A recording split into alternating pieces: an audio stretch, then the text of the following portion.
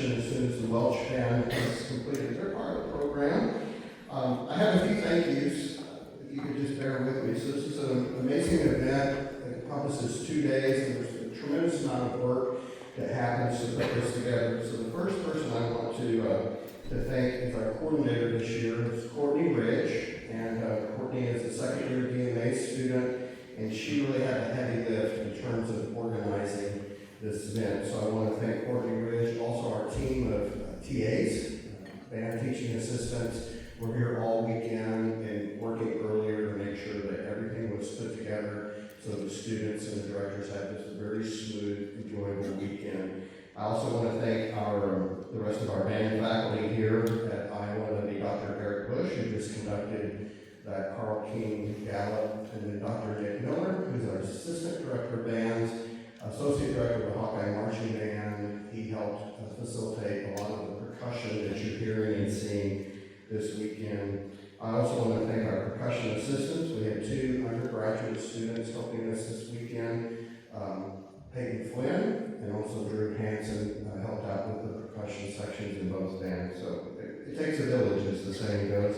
I want to thank our work crew. This is a group of undergraduate students that helped move the chairs and all the equipment, and they were incredibly busy last night, busy today, and we couldn't exist without them.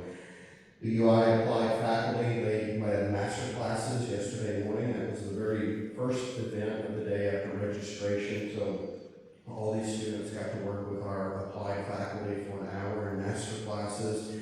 We had rehearsals, we had sectionals, so it's a nice variety of activities, but I want to thank our applied faculty for their involvement. Our guest performers, so we have Dr. David Cezak, who performed with the symphony band last night. He is a guest artist, gave a director clinic on the oboe yesterday, and will be featured with the Boxman band shortly. Also, if you were at the concert last night, you heard fantastic classical guitarist, Dr. Angelo Davis, who's professor of guitar at Illinois State University. He performed with both groups last night and just made an incredible impact on the program. And our guest conductor, Dr. Andrew Boyson Jr., is just an incredible talent. He is from Iowa, grew up in Cedar Rapids, and we're very fortunate to get him back to Iowa for this event. He's from the University of New Hampshire, and if you watch the weather like I do, he's actually stuck here until Wednesday, and which is a good thing for us. But he cannot get back, so he's here with us and his family just a little bit longer. He composed the second piece that the Welch band performed, entitled Metamorphosis, and he composed 2 of the pieces we performed last night, and he composed one of the pieces that you'll hear with Boxman. He's an incredible music educator, conductor, composer, just an amazing talent. He is a Hawkeye. He holds his bachelor's from the University of Iowa, so we're very fortunate to be connected to him, and I know you'll enjoy his work with the Boxman band just as those students have. I want to thank the high school band directors, and I'm always struck when I have an event like this, and they came in early yesterday morning, and I think, this is just one more in a very long line of commitments like this they have on weekends. This time of the year is sort of a parade of honor band weekends. Of course, there are jazz band festivals, solo ensemble, large groups, spring trips.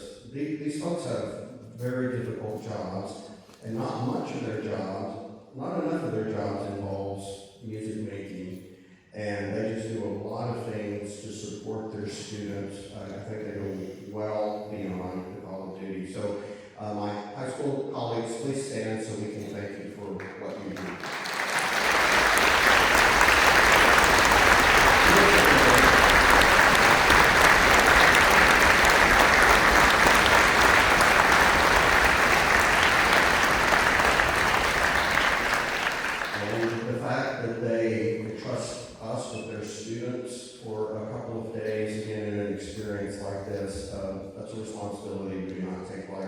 We have 5 states represented in this honor band today, so I'm thrilled about that.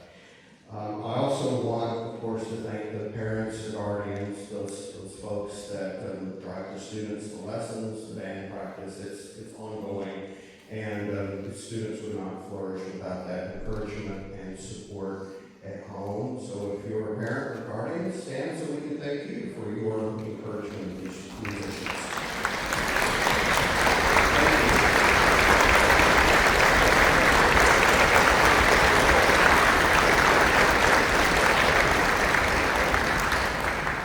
And then finally, I want to thank the student musicians. I had the honor of working with the Welch band. I know from the comments that Dr. Boyson made about the Boxman band that the students worked very hard. They're a very enjoyable group of students to work with. The same experience I had with this band. So we started yesterday morning. Our first rehearsal was at 10:15 after registration and master classes and everything. So we came together as about 120 strong from representing more than 40 schools, and we had right at 6 hours of rehearsal time from that point. Yes, I did count. 6 hours from about that point until today to pull together a program for public performance. And yesterday I got long. Students traveled in the mornings. They had a full day of activities. They were very tired. They came back this morning ready to go at 9 o'clock. We had a great rehearsal, and I couldn't have asked more of them this weekend. And I think, it's a powerful illustration of what we humans can accomplish if we come together and work as a team. It's one of the many benefits of activities like this: music, choir, band, orchestra, jazz band, all of those sorts of things where students come in from 40 different high schools, 120 different philosophies, different backgrounds, experiences. We come together working toward a common goal to create something meaningful. And I won't announce anything else today, but be sure and thank the Boxman students. But right now, please help me thank the Welch students for their work.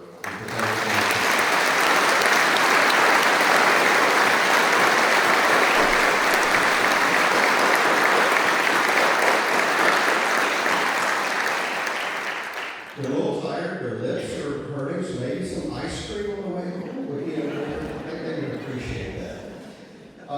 We're going to close out our part of the program with a work by Pierre LeConte, and it's Voyageurs. And he took a series of folk songs that would have been sung by the fur traders. This would have been in the mid to late 1700s, 1800s, the fur traders that were active in the upper Midwest. So we have a connection to that. You can imagine the boundary waters of Minnesota. They had a number of lovely tunes that they would sing as they were traveling or at night and from very difficult life.